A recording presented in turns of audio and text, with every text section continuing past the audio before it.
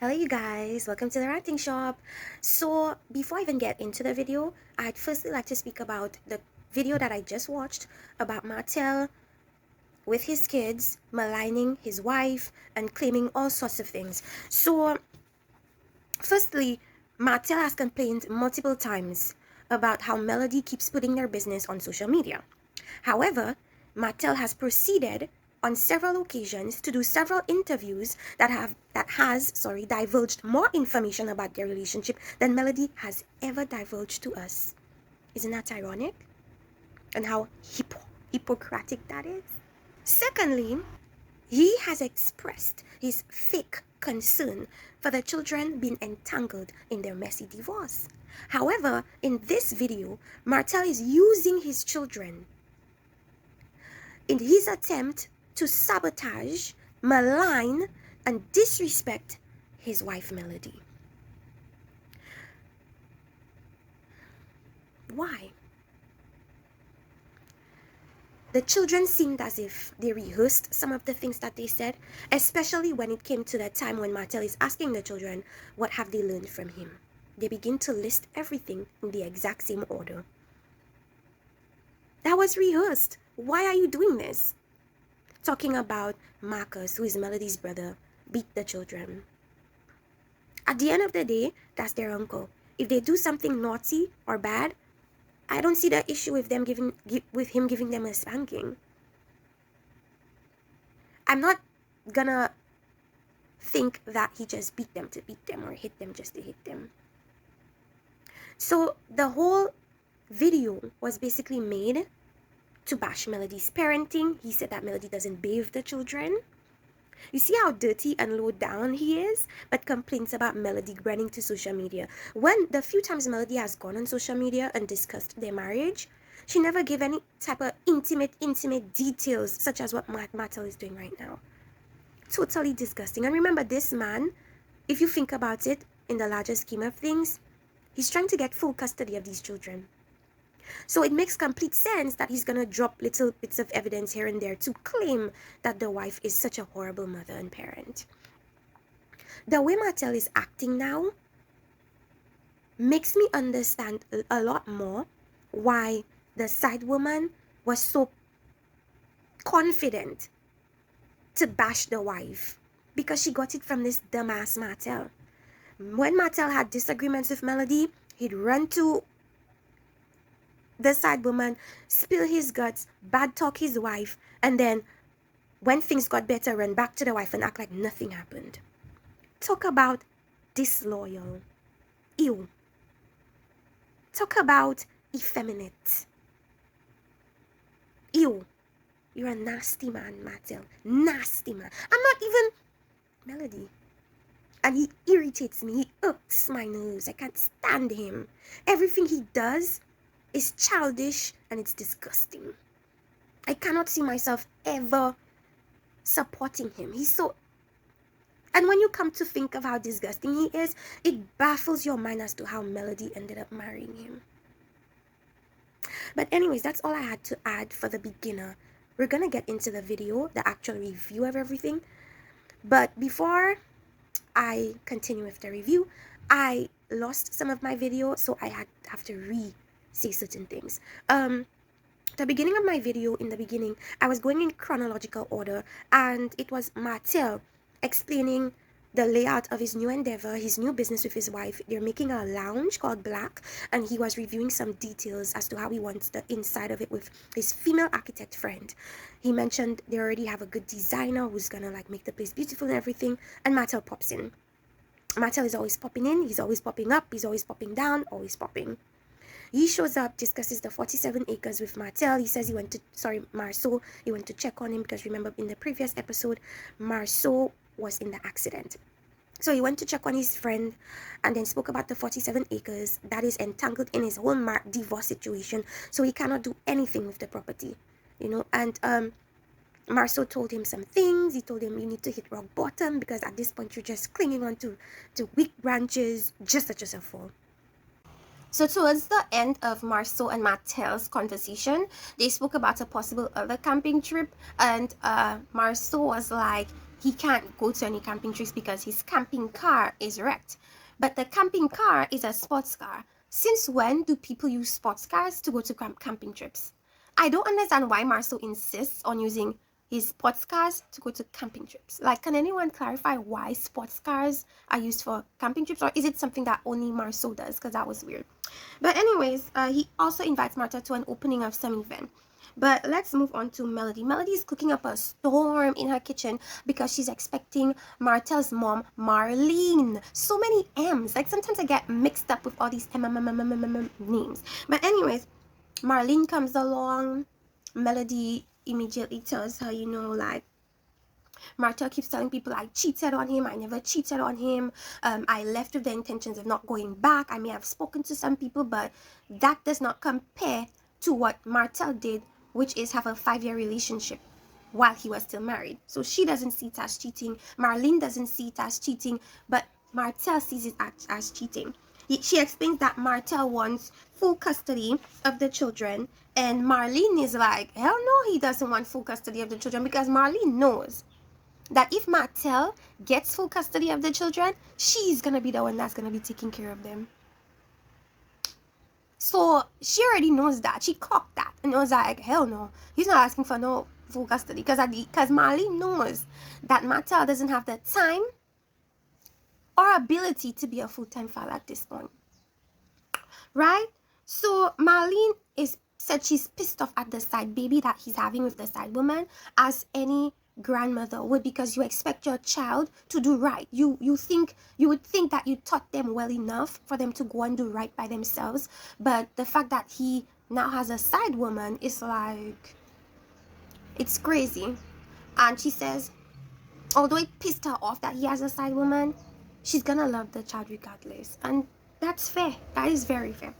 Melody was like, I hope he doesn't like push my kids aside to take care of this one kid, or whatever the case is, you know. Letitia sets up a nice dinner for her husband to show that she appreciates him and loves him because of, you know, the scare of the crash that he was in on the previous episode. She set up this bubble little situation, and they had food and they spoke, and she dressed nicely and so on. I think it was really cute. And she was telling him that, you know, she appreciates him even though it seems like she doesn't. And then he was telling her that from the time they've met, he's always told her that he would take care of things financially, but he's done that, it seems. But then he wants his wife to just be a full-time mother. And the thing is, like, she possibly agreed to that because they're married now, but she's now saying that yes, she understands that and everything, but she feels like if something were to happen to Marceau, she needs to be able to pick up the slack, like financially, if he's unable to work. And for me, that makes a lot of sense. I'm not understanding why he just doesn't allow his wife to do what her heart desires and be happy. You want her to just be at home with the children while there's so much things that she can be doing or wants to do or crave to be doing but can't because she has the children to take care of. At the end of the day, people always say happy wife, happy life. Do you want your wife to be happy, or do you want her to be miserable while you take care of the home? Is that what you want? They discuss Mel and the girls trip, and Marceau is rolling his eyes into infinity. And Letitia says that she's not sure she wants to go to the girls trip because she knows she and Mel has this history, this negative history, and she's not sure that would be a positive situation happening and stuff like that. And in Mel and Martell meet to exchange the children to give them off to their father. Melody's intention seemed to have been just to drop the kids off so she could leave. She wanted to make as minimum contact as she could with Martell. But after she dropped the kids into the car, he wanted to talk. So she's like, what's the situation? What's up? And he picked that she was a little bit annoyed because, of course, the mother just told Melody that he's having a boy, right? So he says he doesn't like the fact that the children keep moving from state to state, back and forth, Alabama, Atlanta. And he said that when the children are with Melody, they're spoiled and they don't do as many chores. And Melody says they don't have to do as many chores because she steps up as a parent and probably does most of the things, you know. And it's funny that now he's saying that they're spoiled with Melody, but in the video that he released with the children smearing Melody, he's saying that Melody doesn't bathe them. He's saying that Melody the Marcus beats them and all these other things, they're like he's painting completely different pictures of what goes on when the children are with Melody. So I cannot take him seriously at this time. And the beating thing, in the Black community, when children are bad, you spank them. And at this point, I feel like it's difficult to really believe the children want. I'm not saying not to believe the children, but sometimes you have to confirm with a parent or something, because they may be saying things to get their way or to get certain things when it may not necessarily be that. So there's that. So Melody's like, but you want full custody and so on. And then Martell is like, yeah, because he doesn't want the children to be moving from state to state. And really, it's not anything to do with the children. It's to do with him. Martell feels like if he has the children, he's won. Martell wants to feel like he's winning, and he's not. So he feels like if he gets the children, he'll be winning. But at the end of the day, it's not that you necessarily love them more or you with them more. It's that you're just using them to hurt their mother. So that's the intent I see with his actions. Yes, he's a good father, but at the end of the day, in this particular situation, he's using the children as a weapon against Melody. That's why he wants full custody. You know, it's not to do with them moving from state to state and from this to that, because at the end of the day, if it was, or if he knew that there would be a breakdown in how things moved with his children, he wouldn't have cheated. He wouldn't have cheated, you know. And the fact that he did cheat and cause this to happen, I mean, you cannot be critical of what's happening now. It's what's best for Melody, it's what's best for you, and they try to make it work for the children. I just feel like it's extremely selfish of him to want full custody when he knows, and his mother Marley knows, that he's gonna barely be there to take care of them full time. It makes no sense. So Melody is telling him that it's never been about the kids, and I truly believe that. It's been about him and him fulfilling whatever void that he has inside, that he feels like the children will cover, you know. And I feel like that's a very damaging thing to do to children, to incorporate them in yours business. I feel like it makes them resent either parent. It makes them hate that you even put them through this stuff. Children just want to be children, and when you put them in the mess and you kind of forcing them to choose the better parent, it hurts them. But Martell is not thinking about this right now. Martell is thinking about himself. He's thinking about winning against Melody. And if he wins based on the kids and getting them full time, then that's what he's gonna do. It's disgusting. It's horrible. But he's not a nice person. So you cannot expect nice things from him. Anyways, Marcus and Jalen and Kimmy meet to discuss Jalen. Now, we know that Jalen does have a job. He's working. We know that Jalen has graduated from college. And we know that Maurice wants him to figure out his passion, figure out the field that he wants to work in, and start planting seeds to, you know, be able to transition into it. Jalen feels like his mother is telling him, get a stable job and you'll figure out other things later. Maurice is telling him, figure out the things now so that you could have a head start. He's feeling confused, he's feeling torn, he's feeling like he doesn't know what to do because he's being pulled both types of ways. Maurice just wants him to find his passion and to go into that, instead of wasting time at a job that you're not interested in. Jalen is telling him that I'm not passionate about anything right now. And Kimmy's thing is like, Maurice likes to kind of coerce people to do what it seems that he thinks is best for them to do, but he doesn't necessarily give them an opportunity, or I guess grace, to figure it out themselves. And if you recall, like, there was a point where he wanted Kimmy to leave nursing, like her passion, to go and do like real estate full time. And remember, they had that conversation for a while, and she kept stalling and she kept trying to tell him that that's a job that she's passionate about and she loves, and she doesn't want to just leave it to do real estate. You know, it's very ironic that he's telling Jalen to find his passion when Kimmy had found her passion, but he wanted her to leave what she was passionate about to do something that may earn her more money, but that she wasn't interested in. So the real root of everything with Maurice and Jalen is that Maurice feels like he's an inadequate parent because his child is not decisive about what he wants to do.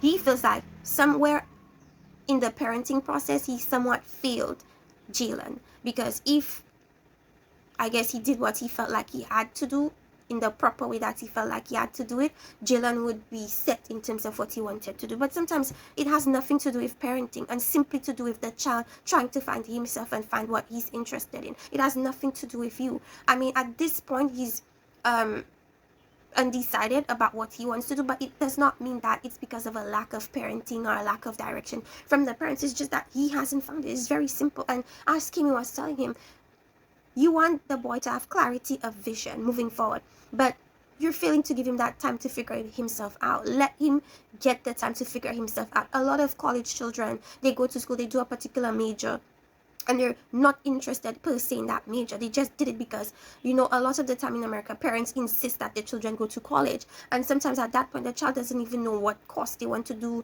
so they end up doing general studies and figure out the field they're more interested in while in college. Some of them figure out a field, a course, a degree, they go for it, and after college it's like you're lost. They still don't know what it is that they would like to do. So as I said before, it's not something that's you can put a timeline on. You know when you know, you understand. I understand that you shouldn't take too long because, I mean, at some point you need to start doing the work, but you still need that time to figure yourself out. And Jalen is just not there yet. And I feel like Maurice should be able to understand that and understand that it has nothing to do with him at all. So the girls trip, it's Letitia, Destiny, Kimmy, and Melody. Letitia comes late. She comes when it's like nighttime already. She said it was because of her kids. And when she came, like everything began. Like they hired a woman called Ima. And if you recall, Ima was there with the children when Melody had the pumpkin date with them. And Ima was there to facilitate a grown conversation, so that they could hash all their beefs and just let things go. So first they asked them, what do you want for everything moving forward? They all stated it. Some people want clarity. Well, I shouldn't say clarity. Some people want to know what their role is in the demise of the friendship. Some people want to know how they could come to a place of understanding. Some people want to know how they could just move past these things and everything. So first, I'm not gonna go through exactly what Ima did, but some people discovered that a lot of the things they do, their parents did. Like Melody, with her parents being workaholics, she finds herself being a workaholic as well.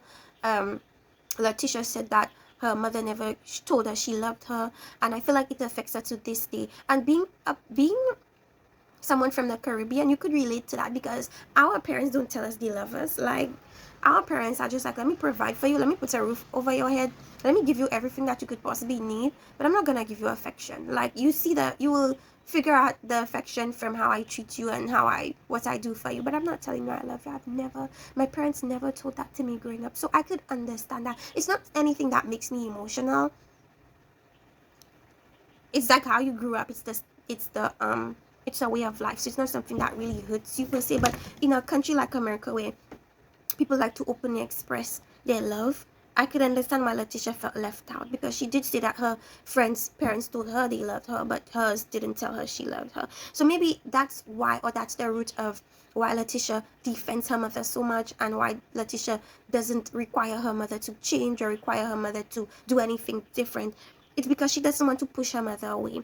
She wants her mother's love, she wants her mother's acceptance. So of course she's gonna tread lightly when it comes to her mom, and we understand why. But it's still a situation where you still have to hold your mother accountable, and it must be the fact that Letitia feels like her mother will not understand and take it in a negative way, that she's so, I guess, afraid to confront her. But this told us a lot about what was happening. And then they spoke about the disagreement Melody has with Letitia. Melody thinks it's because she distanced herself from Tisha a bit. Tisha thinks that's not the reason. Tisha thinks that it was because she said certain things about Marceau, her husband, that implied that he was cheating. And that was the reason why the friendship broke apart, right? Letitia feels like if Melody's gonna lie, then she should leave. Melody doesn't feel like she's lying. She doesn't feel like nothing she said has been a lie. Now, we don't know whether Marceau cheated on Letitia or not. Remember, before this show, him and Martell were friends, going out at night, doing God knows what. So I believe that Melody got her claim from her husband Martell, who was there with him when they were doing the dirt. So I believe that there is some truth to Marceau possibly doing something, but of course I cannot be 100% sure. And Letitia's whole thing is that she doesn't feel like Melody was being truthful about her husband. She feels like because Melody was going through a rough patch in her marriage, that she wanted to spread it out into Letitia's marriage, and Letitia didn't appreciate that. Letitia just felt like she lied on her husband and attempted to break their marriage apart. I don't know. And that's the thing about, when you have a best friend, right? And you see that you saw her boyfriend out with somebody else, kissing and hugging and holding. The dilemma is always, do I tell my friend or do I not interfere in their business? And it's a big dilemma because most times if you tell the friend, you become the enemy because they don't believe you, and if you withhold it from your friend, it's like you're keeping stuff from your friend which could potentially hurt her. So it's like it's a very sticky thing. Like, and Wendy Williams always tells her guests in situations like these to not tell them anything, to just stay out of their business, because it's like if you tell, then you become the enemy, because then she's gonna believe whatever her husband says. If her husband says that's not true, she's gonna believe him and hate you for bringing it up to her. So I feel like this is a similar situation with Tisha. She doesn't want to know that her husband cheated on her. So the fact that you continue to say he cheated, she doesn't care to know. She doesn't want to know. She wants to live in a fantasy bubble, and she wants to live in the fact that he would never do something like that to her. And maybe what Melody said was true about Marceau, but the point is Tisha is not ready to hear that. She doesn't want to hear that. She doesn't want to believe that. And not because, I guess she felt like, not because your marriage is failing, that means you should drag me in it as well. And I feel like that is one of the biggest sources of contention with Melody and Letitia. And I truly hope that they work it out, but I highly doubt that they will. Because Melody is going to continue to say that she thinks Marceau cheated, and Letitia is going to continue to say that he didn't. Right? So there's no resolving that. And one thing Melody says is she doesn't know why, as a friend, Letitia doesn't believe her. Well, Melody, it's because she's just not ready to come to terms with the possibility of her husband cheating. Sometimes people want to live in a fairy tale bubble and they don't want anyone to burst it. Whether they see impurities in it, whether they see toxicity in it, they don't want your opinion. And sometimes that's just how people are,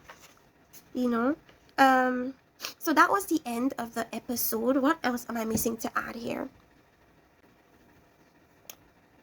Melody and Letitia will never resolve their issues. Ever. Unless Letitia finds out on her own that Marceau did in fact cheat. That's the only way she'd get back cool with Melody. But if she doesn't want to know and she keeps denying, then their relationship would never work. So there's that.